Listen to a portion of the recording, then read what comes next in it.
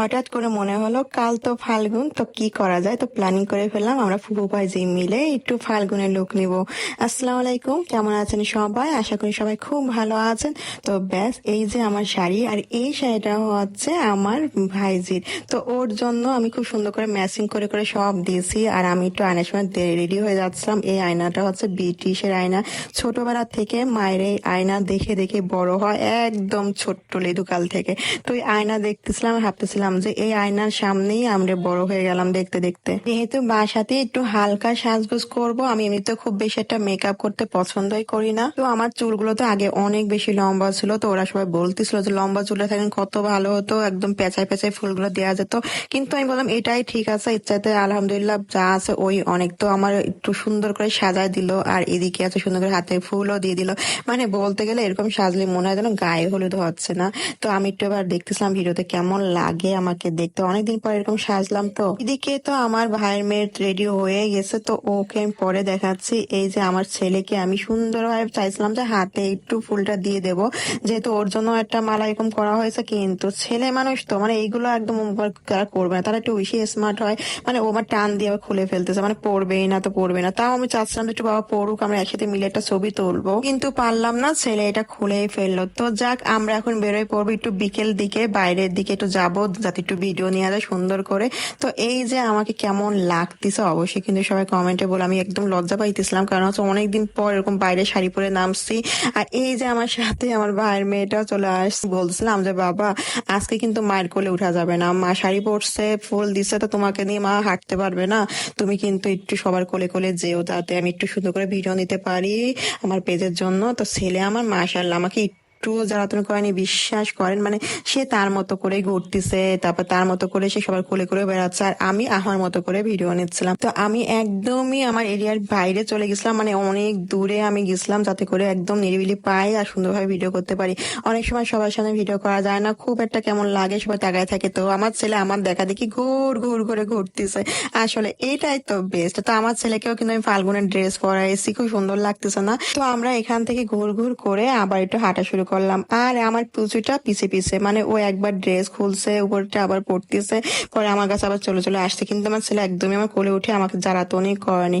পরে এই যে আমরা একটু সামনের দিকে যাচ্ছিলাম, আর এই জায়গাটা আসার কারণ হচ্ছে ভিডিওতে দেখতে কিন্তু বেশ ভালো লাগতেছিল। আর অন্য সাইডে অনেক বেশি মানুষ ছিল, সবাই যেহেতু ফাল্গুনে একটু লুক দিয়ে আসছে, সবাই সবার মতো করে ছবি তুলতেছে। চাচ্ছিলাম না যে কারো ভিডিওতে উঠে যায় বা ছবিতে উঠে যায়। তো আমরা ফুফু ভাইজি মিলে একটু মুড নিচ্ছিলাম আর কি, পার্ট নিচ্ছিলাম ছবি তোলার, যে দেখি কেমন লাগে। তো ওকে আমি যা বলতেছিলাম ও তার সাথে সাথে মানে বলতেছে, আসলে ছোট মানুষ তো। আর ও এমনই একটা মেয়ে, মানে বলতে গেলে আমার কপি করবে, সব সময় আমাকে কপি করবে আর আমার সাথে সাথে থাকবে। তো আমি যেমন বলি তেমন তেমনই শোনে। এই হলো আমাদের বন্ডিংটা, বেস্ট না? তো আমার ছেলে ওই ভিতর চলে আসছে, তারপর আমরা একটা অভিনয় করছি যে ওই দিকে দেখো সূর্য ডুবতেছে, ওই দিকে দেখো সূর্য ডুবছে। এদিকে আমার ছেলে সবাইকে পাগল করে দিচ্ছে। আর আমার ক্যামেরাম্যানকে আমি বলতেছিলাম যে আমি এইভাবে এইভাবে যাব, তুমি এইভাবে এইভাবে ভিডিও করবা।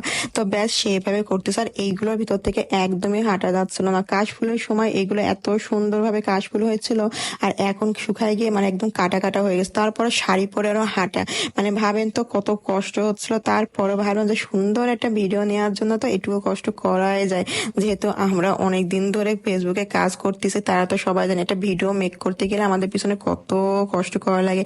তো এখানে দেখলাম একটা সুন্দর একটা ফুল, তো এটা আমি এবার হাতে নিলাম। আর এই যে আমি এটা এখন হাতে ভরে ফেলবো, একদম আংটির মতন লাগতেছে না দেখতে। আর যে কপালে টিপটা দেখতে পাচ্ছেন, এটা কিন্তু একদম ছোটবেলার টিপ, মানে আমি জানি না আমার বাসাতে আছে। মানে এত আদিকালের জিনিস আমার যদি খুলি, আমার মায়ের আলমারিটা, মানে এত আদিকালের জিনিস আমার ওই ভিতর পাই, মাঝে মাঝে নিজেই ভাবি যে আমি মরে গেলে হয়তো আমার এইগুলো মানে থেকেই যাবে। মানে এত শৌখিনতা ভাবি আমি সবকিছু রাখি। তো সেটাই আমি ভাইয়াকে বলছিলাম যে দেখ তুই তো সব ভেঙে ফেলিস, আর এদিকে আমার ছোট্টবেলা জিনিসগুলো তুই এখন পড়িস, এখন আমার চুড়ি পড়িস, তো এখন আমার টিপ পড়িস, তো এখন আমার হাতে কত কিছু পড়িস। তো সব মিলাই ওকে বলি যে তুই একটু যত্ন করা শিখতো। তো আমাকে ভাই ফুলগুলো হাতে দিয়ে বলতেছে আম্মা নাও এই ফুলগুলো তোমার। তো আমার ছেলে, আমি একটু জোর করে কোলে নিতে যাচ্ছিলাম, কিন্তু আমার ছেলে কিছুতেই আমার কোল উঠবে না, মানে থাকবেই না। হাঁটতে হাঁটতে দেখি পাশে একটা ছোট্ট একটা ধাবা, ধাবা বলতে একটা গ্রাম্য আইটেমে না, একটা ধাবা খোলা। অনেকদিন এখানে যাই, কিন্তু কখন এটা চোখেই পড়েনি, কিন্তু ভিতরে ঢুকতে তাদের একটা শব্দ হলো, এখানে কোনো ক্যামেরা দিয়ে মোবাইলে ছবি তোলা যাবে না। মানে কথা হচ্ছে তারা এখানে কোনো রকমই কোনো ক্যামেরার ছবি উঠানো যাবে না, কোনো ভিডিও করা যাবে না। কিন্তু আমরাও তো আর কম চালাক না, মানে আমরা ছবি তুলবো না মানে এটা কি হইতে পারে নাকি? আসছি ফাল্গুনে একটা ভিডিও নিতে, তার উপর আবার ছবি তুলবো না? আচ্ছা ছবি তুলবো কিন্তু না খেয়ে যাবো। তাদেরকে একটু বুঝাই দিলাম যে ছবি আমরা নিলাম, ভিডিও আমরা করলাম। পাশে অনেক মেয়েরা ছিল, ওরা শুনে হাসাহাসি করতেছিল। তো পরে একটু দোলনায় একটু নিলাম উঠাই ছবি। আসলে যারা মানে মনে পড়ে না ভিডিও ওঠানো যাবে না, ছবি তোলা যাবে না, তাদের ভিতরে একটা আলাদা রকম হিংসা কাজ করে। মানে ভাবে যে আমাদের এখানকার তা কেন তুলবে। তো আমরাও তো কম না। বরাবরই যেটা হয়, আমার দোলনায় বসতে ভীষণ ভয় লাগে, মানে মনে হয় যেন আমি পড়ে যাবো। ছোট থেকে এই জিনিসটা ভীষণ ভয় পাই, ঘরে বাইরে যেখানে হোক কেউ একজন আমাকে পিছন থেকে ধরবে তারপরে আমি বসবো। তো আমি আবার চড়তে পারি না, একদমই ভয় লাগে, আমার মাথাও ঘুরে খুব। তো আমরা পাশ থেকে এটাকে কোনো রকম জোর করে বসাইছি। আর এরা দেখেন কি পরিমাণে দুলাদুলি করতেছে, আর আমি একদম স্ট্যাচু হয়ে বসেছিলাম। মানে এমন একটা ভীতু আমি বলতে গেলে। তো পরে এখান থেকে বেরিয়ে গেলাম, আমরা এখানে কিচ্ছু খাইনি, কারণ একটার জন্যই খাইনি। তারা যে ওই যে বললো ভিডিও করা যাবে না, যা তোর এখানে কিচ্ছু খাবো না, একা বলে বাইরে গিয়ে ঝালমুড়ি খাবো। তো সেটাই হয়েছে, আমরা বাইরে গিয়ে একটু ঝালমুড়িও খাইছিলাম। পরে আমরা ফুফু ভাই যে মিলে একটু টুকটুক করে গান গাচ্ছিলাম আর হাঁটাহাঁটি করতেছিলাম। পরে দেখি পিছন থেকে ভিডিও করে রাখছে। ব্যাস এখানে বসে বসে আমরা একটু ঝালমুড়ি খাবো। আর আমরা একটু ঝালমুড়ি খেতে খেতে আর একটু ভিডিও নিয়ে নেবো। কিন্তু বোম্বাই মরিচের ঝাল দিছে মামা, বাপরে বাপ, খেয়ে আর ভিডিও করার নাম আমি ভুলে গেছি।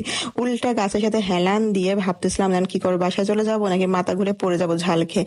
পরে এখানে হাঁটতে হাঁটতে দেখলাম সন্ধে হয়ে যাচ্ছে। পরে আমরা আবার রিক্সা নিলাম, রিক্সা নিয়ে বাসার দিকে চলে যাব। আসলে কালকে তো আবার শবে বরাত, তো এই জন্য আর বেশিক্ষণ বাইরে থাকা যাবে না, কেন কালকের অনেক প্রিপারেশন আছে, নামাজ আছে। তো সব মিলে আজকের দিনটা বেশ ভালোই গেল। সবাইকে ফাল্গুনের অনেক অনেক শুভেচ্ছা। সবাই ভালো থাকবেন, সুস্থ থাকবেন, আর ভিডিওটা কন্টিনিউ করবেন। আল্লাহ হাফেজ।